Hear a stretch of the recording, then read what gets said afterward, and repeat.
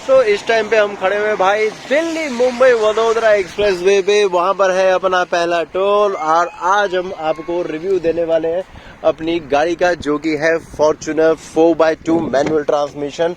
तो चलो चलते हैं वहां से। भाई क्यों हॉर्न बजाया जा रहा है, तो चलो कोई बात नहीं, अपना कंटिन्यू करते हैं रास्ते को और एंजॉय करते रहते हैं। आप भी भाई रास्ते का मजा भी लेते रहना और मैं आपको अपना रिव्यू भी देता चला जाऊंगा। अपनी गाड़ी टोटल 72,900 किलोमीटर चल चुकी है और देखते हैं भाई इसमें जो सारे प्रोज एंड कॉन्स हैं इस गाड़ी के, वो मैं आपको बताता चला जाता हूं। आप आनंद लेकर सुनते चले जाओ और अगर आपको कुछ डाउट हो इस गाड़ी के बारे में भी हो, कुछ कमेंट्स में आप पूछना चाहो तो आप हमसे पूछ सकते हैं। 72,900 किलोमीटर में इस कार को रन कर चुका हूं। तो चलो आगे बढ़ते हैं। भाई सबसे पहली बात, जो इसका मीटर दिखा रहा है 15.8 किलोमीटर पर लीटर की माइलेज ये गाड़ी की दिखा रहा है इस टाइम पे। हो सकता है गाड़ी ने इतनी माइलेज दी हो, मगर जनरली जो इसका जो मीटर दिखाता है ना वो इतना एक्यूरेट नहीं है माइलेज दिखाने वाला, क्योंकि माइलेज के हिसाब से जो मुझे लगता है, जो मैंने कैलकुलेट करी है अपनी personally tank to tank fuel को रिफिल कराने के बाद में, वो अराउंड 12.5 किलोमीटर के अंदाजन आ जाती है एवरेज। उससे ज्यादा भी आप निकाल सकते हो अगर आप 70-80 पे चलाओ। बट मुझे पता है ना यार, इस हाईवे पे 70-80 पे कौन चलाता है भाई। 100, 120, 130 तो कॉमन है, 120 की तो एवरेज स्पीड लिमिट ही है। तो चलो जी 15.8 दिखा रही है, अभी कोई बात नहीं है, थोड़ी सी कम हो जाएगी, 14 तक आ जानी चाहिए। लो जी, इस गाड़ी की माइलेज तो मैंने आपको वीडियो के स्टार्ट होते ही बता दी, ताकि भाई आप लोग परेशान मत हो कि गाड़ी एक्चुअल में देती कितना है। 12.5 के अंदाजन ये आपको गाड़ी बहुत आराम से हाईवे पे दे देगी 120 किलोमीटर की रफ्तार के अंदाजन। और अगर आप इसे ज्यादा चलाओगे 140, 150, 160 पे चलाओगे यार, तो नेचुरल सी बात है गाड़ी तो तेल पिएगी। और अगर मैं दिल्ली की बात करूं तो 9 से 10 इसकी एवरेज कहीं भी नहीं गई है। 9 से 10 किलोमीटर के आसपास आराम से आपको दे देगी। विद एसी चलाओ चाहे विदाउट एसी चलाओ, उसमें कोई फर्क नहीं पड़ता इसको एसी चलाने ना चलाने से। भाई इसकी लोड कैरिंग कैपेसिटी अगर मैं बात करूं तो बहुत अच्छी खासी कैपेसिटी है, क्योंकि काफी बार मैं हाईवे पे ट्रैवल करता रहता हूँ। काफी बार क्या है यार, ये गाड़ी तो चलती ही हाईवे पे है मेरी ज्यादा से ज्यादा, क्योंकि इस टाइम पर भी मैं मेहंदीपुर बालाजी जा रहा हूँ। अगर आप मेरी ट्रैवल की वीडियो भी देखना चाहेंगे तो नीचे मैं डिस्क्रिप्शन में लिंक उसका दे दूंगा, तो आप वहां पे देख सकते हैं। इस टाइम पे फिरोजपुर, जिरका, अलवर और मुंबई सामने दिखा रहा है। मुंबई का बोर्ड तो लगा दिया है, बट इस टाइम पे जून 2023 तक ये मुंबई का पूरा हाईवे तैयार नहीं हुआ है, ये सिर्फ अभी जयपुर तक ही तैयार हुआ है। चलो कोई बात नहीं, अपने टॉपिक पे मेन आते हैं वापस, और टॉपिक से नहीं भटकना भाई।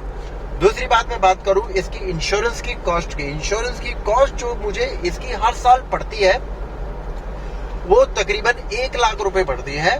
और 1 लाख रुपए पे भी अगर मैं बात करूं, आपने अगर क्लेम नहीं लिया है तो पहले साल आपको 20% मिल जाता है डिस्काउंट, फिर अगले साल 25%, ऐसे करते करते 5वें या 6ठे साल तक आपको 45% डिस्काउंट मिल जाता है, जिसमें आप जीरो डेप्थ इंश्योरेंस आराम से आप ले सकते हो। बट मेरे साथ में प्रॉब्लम ये हो गई थी, मुझे एक बीच में तकरीबन मेरे ख्याल से 4th ईयर में इसका एक क्लेम लेना पड़ा था, जो कि मुझे 1.5 लाख रुपए की कॉस्टिंग आई थी उसमें।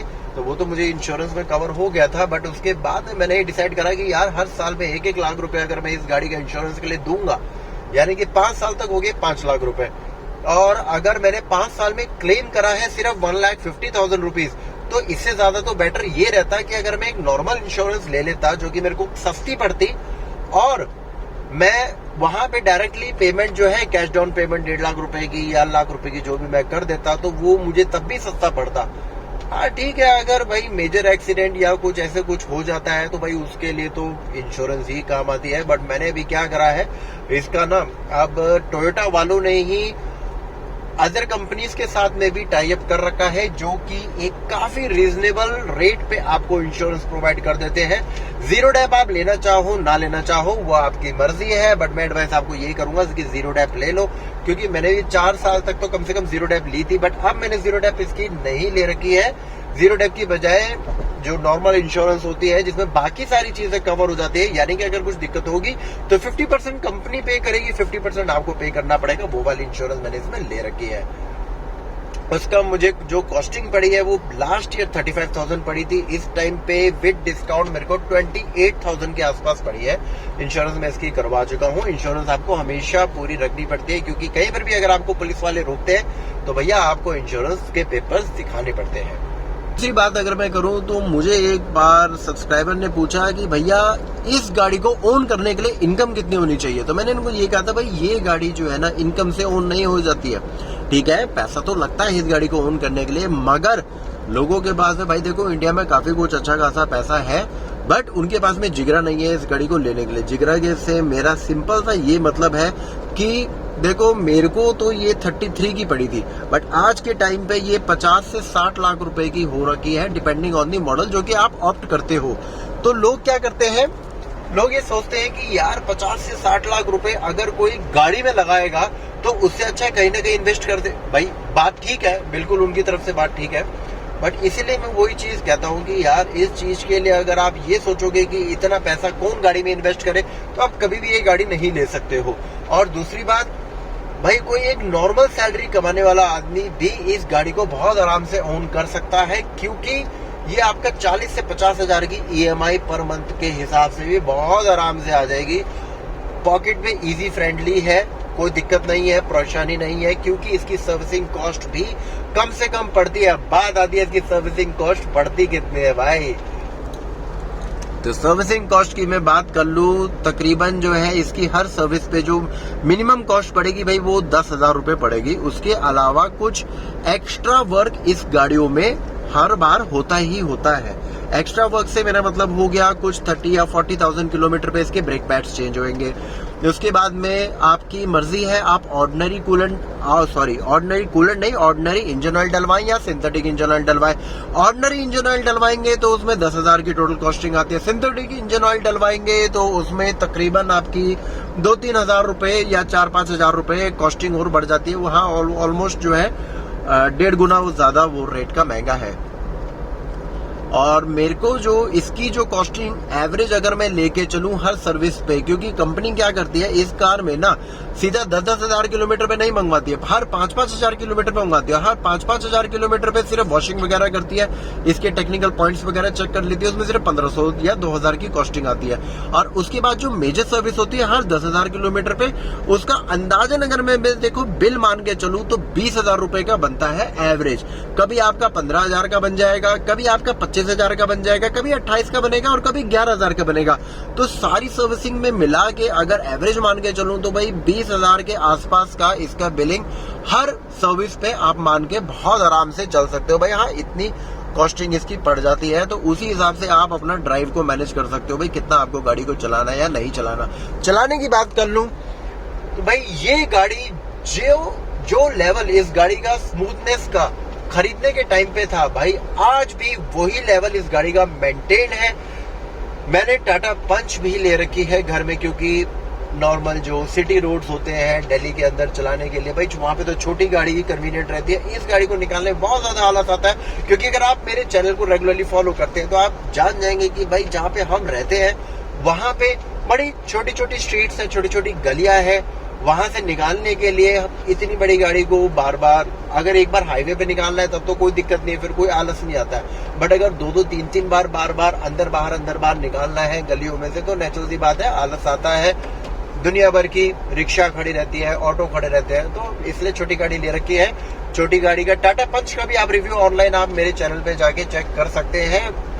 वापिस आते हैं भाई टॉपिक पे। भाई टॉपिक है अपना फॉर्च्यूनर का रिव्यू 73,000 किलोमीटर पे, क्योंकि 72,900 तो चल चुकी है, 100 किलोमीटर अभी अपना और हो चुकी होगी, यानी कि 73,000 तो पूरी हो ही चुकी है इस टाइम पे। भाई गाड़ी की रोड प्रेजेंस अपनी ही है, बहुत ही गजब रोड प्रेजेंस इस गाड़ी की है। मैं तो आपको यही एडवाइस करूंगा, अगर आपके पास में थोड़ा सा भी फंड एक्स्ट्रा है या कुछ भी है भाई, अगर आप इस गाड़ी को ओन कर सकते हो आप जरूर ले लो। गाड़ी मेंटेनेंस में बहुत सस्ती पड़ती है। दूसरी बात, गाड़ी की जो हेडलाइट है वो इतनी लाजवाब कमाल की है कि आपको बाहर से कुछ भी एक्सटीरियर लाइटिंग आपको लगाने की जरूरत नहीं पड़ेगी। हाईवे पे बहुत ही शानदार गाड़ी जम के चलती है। इस गाड़ी को मैंने तकरीबन 130 या 140 पे भी बहुत आराम से इस तरीके से कट काट के देखा है। गाड़ी के टायरों में से एक ग्रिपिंग की आवाज तो आई है करके, मगर गाड़ी पलटी नहीं उस टाइम पे, क्योंकि मैं जनरली इतनी हाई स्पीड पे गाड़ी का टर्न काटता नहीं हूँ, बट वो कभी कभार मिस्टेक हो जाती है, गलती से मिस्टेक हो जाती है, तो वही वाली चीज हुई थी। तो उसमें भी ये गाड़ी वेल मेंटेन थी। दूसरी बात, मैं इस गाड़ी को यहाँ से गुजरात और गुजरात से महाराष्ट्र, महाराष्ट्र से एमपी भी लेके गया था और वापस दिल्ली आया था। महाराष्ट्र जाते टाइम पे वहां पे त्र्यंबकेश्वर ज्योतिर्लिंग पड़ता है। त्र्यंबकेश्वर ज्योतिर्लिंग का रास्ता जो था ना पहाड़ों का, वो बड़ा टेढ़ा मेढ़ा था। रात के 12-1 बज रहे थे उस टाइम पे भी ये गाड़ी एकदम आउट ऑफ कंट्रोल। मुझे एक बार को लगा ये हो गई ऐसे ऐसे करके हो के, और फिर ये स्ट्रेट खड़ी हो गई थी। तो कहने का मतलब है कि इसकी बैलेंसिंग बहुत ही अच्छी है भाई। सेफ्टी में 5 स्टार गाड़ी को मिले हुए हैं। अगर भाई गजब की गाड़ी है, इस मामले में कोई दिक्कत नहीं है। इस बार की सर्विस में बस मुझे एक ही दिक्कत आई थी कि क्या हुआ था, मैंने उसको बोला था भाई तू कंडेंसर जो है ना क्लीन कर दो एक बार खोल के, तो भैया ने कंडेंसर क्लीन तो कर दिया था। उसके बाद में क्लीन करने से पहले ही उन्होंने बिलिंग में मुझे 300 ग्राम की गैस के चार्जेस डाल दिए थे। तो मैंने उनको कहा यार आपको कैसे पता कि जब आप कंडेंसर खोलोगे तो सिर्फ 300 ग्राम की गैस ही लीक करेगी, उससे ज्यादा गैस लीक नहीं करेगी। तो तब उन्होंने इस बात पे कोई जवाब नहीं दिया था, बात गोलमोल कर दी थी। उसके बाद में जब गाड़ी वापस आई थी, कूलिंग थोड़ा सा कम कर रही थी, तो गाड़ी को मैंने दोबारा सर्विस स्टेशन पे भेजा। उन्होंने उस टाइम पे इसके रेडिएटर के अंदर कोई ऑयल वगैरह डलता है वो डाला था, और जो इसकी गैस थी गैस को भी फिर टॉप अप करा था। तो वो भी एट नो कॉस्ट उन्होंने मुझे करके वापस गाड़ी प्रोवाइड कर दी। सर्विस में तो देखो टोयोटा का कोई जवाब ही नहीं है, बहुत ही लाजवाब सर्विसिंग आपको एक्सपीरियंस टोयोटा के साथ में मिलेगा, इसमें तो कोई शक ही नहीं है। गाड़ी की माइलेज आप इस टाइम पे देखोगे तो तकरीबन 84 किलोमीटर चल चुकी है और 16.1 की माइलेज ये इसका जो ओडोमीटर है वो दिखा रहा है। बट मुझे नहीं लगता कि इतने की माइलेज दे रही होगी, या हो सकता है दे भी रही हो भाई, बट मुझे जो अंदाजन है ये इस टाइम पे 14 की माइलेज दे रखी होगी, और जिस टाइम पे 14 दिखाएगी उस टाइम पे 12 या 12.5 की माइलेज देगी। थोड़ा सा ओडोमीटर में थोड़ा सा चेंजेस करने के लिए होने चाहिए चेंजेस इसमें। टायरों की मैं बात कर लूं तो मैंने इसके जो टायर है, क्योंकि आपको पता है भाई फॉर्च्यूनर जो है ना रेयर व्हील ड्राइव है, तो उसके कारण क्या होता है आधा वेट तो इंजन के आगे के टायरों ने उठा लिया और आधे वेट जो है पीछे के टायरों ने उठा लिया।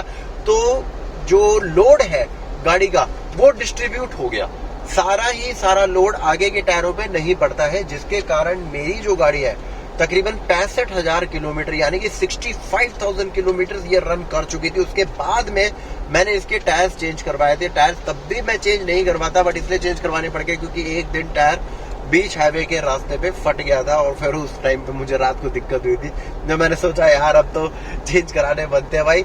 और चेंज जो हुए थे, मेरे को एक टायर जो है ना मेरे ख्याल से 15,000 के आसपास पड़ा था इसका एक टायर। R17 का 17 इंचेस के टायर है भाई। बहुत लोगों को ना ये डाउट रहता है कि भाई ये जो माइलेज है ये 4x4 में दे रही है या 4x2 में दे रही है। भाई सिंपल सी बात है, देखो 4x4 जो गाड़ी होती है ना, 4x4 सिर्फ आप तभी यूज कर सकते हो अगर आपकी गाड़ी कहीं पर मडी एरिया में या हिल के एरिया में या कहीं ऐसी जगह पे गाड़ी फंस गई है। उसको निकालने के लिए सिर्फ आप 4x4 का गियर लगाओगे, नहीं तो हाईवे पे गाड़ी सिर्फ 4x2 पे ही चलती है।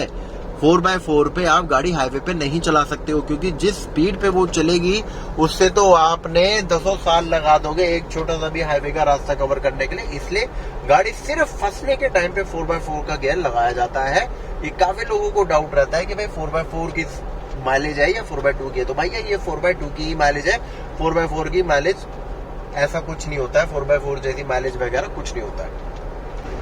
भाई आप लोगों को लग रहा होगा यार पूरी की पूरी वीडियो गाड़ी के अंदर ही बना रहा है। भाई गाड़ी की ही वीडियो है इसलिए गाड़ी के अंदर बना रहे हैं। और दूसरी बात, बाहर जो है ना बारिश हो रही है अच्छी खासी, तो बार बार मैं बाहर निकल नहीं सकता, और वैसे भी एक्सप्रेस वे पे मिड में यार रोकना गाड़ी अच्छा नहीं रहता है। सर्विस लेना पड़ता है, उसके बाद में रोको तो ज्यादा अच्छा रहता है। तो इसलिए मैं गाड़ी के अंदर ही सारी वीडियो बना रहा हूँ, क्योंकि मेनली इसमें आपको सिर्फ मुझे इन्फॉर्मेशन प्रोवाइड करनी है कि गाड़ी का जो ओनर है, अगर आप ओन करना चाहते हो गाड़ी तो आपको ओन करनी चाहिए या नहीं करनी चाहिए, या फिर इसके अलावा कोई और ऑप्शन मार्केट में आपके पास में अवेलेबल है या नहीं। भाई देखो इसके अलावा तो सिर्फ आपके पास में एंडेवर ही ऑप्शन अवेलेबल था, जबकि फोर्ड जा चुकी है इंडिया छोड़ के, तो भाई मेरे ख्याल से तो फिर वो वायबल ऑप्शन नहीं है। फोर्ड एंडेवर के लिए जाने के लिए, इसलिए आपको यही ऑप्शन ऑप्ट करना चाहिए फॉर्च्यूनर का, अगर आपकी इतने की बजट का रेंज है।